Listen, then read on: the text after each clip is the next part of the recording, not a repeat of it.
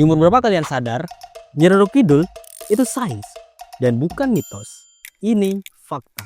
The naturalists come with the understanding that there's a clear dichotomy between science and myth at the time they were trying to comprehend the Earth crust and the volcanoes. But that it's the evidence is in the scientific writing of colonial volcanologists of the 1920s and 1930s. Selama ini kita diajari Nyi Roro Kidul itu ratu gaib, jin penghuni lautan, cerita mistis. Tapi kalau kita mundur sedikit, kita melihat dari sudut pandang ilmu bumi, ceritanya bakal berubah total. Ilmu bumi modern yang sekarang diajarkan di kampus-kampus top dunia, itu ternyata banyak berhutang terhadap tradisi Jawa dan Kesultanan Jogja.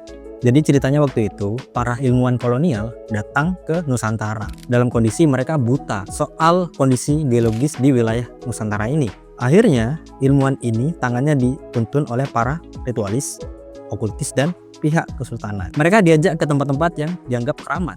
Awe gimana? Yap, yang banyak sesajennya.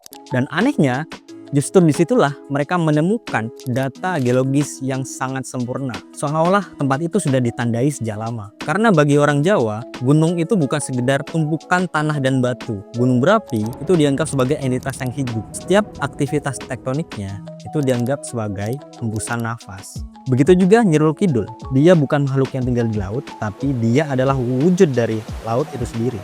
Masuk ke tahun 1960-an, ekspedisi sains Amerika meneliti di wilayah sekitar Sungai Opak dan mereka menemukan sesuatu yang bikin merinding. Di bawah garis imajiner itu ternyata ada jalur magmatik dan patahan tektonik yang masih aktif. Jadi cerita tentang persahabatan Ratu Kidul di laut dan Merapi di gunung sebenarnya itu adalah sistem peringatan dini bahwa kalau laut bergemuruh karena gempa tektonik, gunung sering ikut merespon. Nah, masalahnya sains seperti ini itu rumit dan gak semua orang pada waktu itu bisa paham grafik, data, atau istilah teknis karena pendekatan ilmiah belum populer pada zaman itu. Maka leluhur pada waktu itu membungkusnya menjadi cerita, narasi, mitos, legenda. Itu supaya mudah diingat dan bikin orang waspada. Bisa jadi yang kita anggap mitos sebenarnya adalah bahasa sederhana untuk menjelaskan sains yang sangat rumit.